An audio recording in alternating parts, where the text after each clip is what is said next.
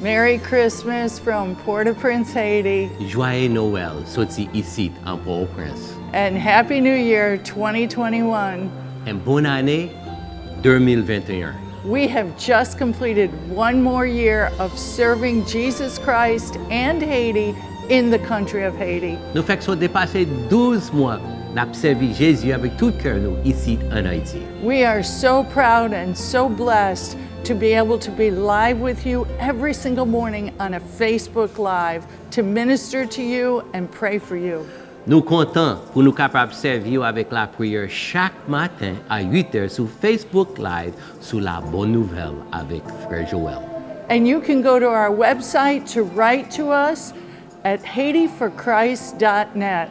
Pour capable monter sur website nous, haitiforchrist.net, pour capable suivre toute belle émission, la Bonne Nouvelle.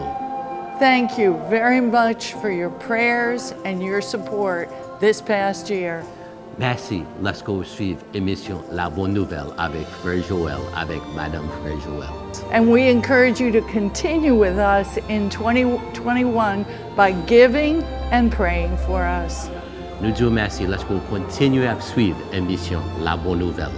Merry Christmas Joyeux Noël and a Happy New Year. et bonne année.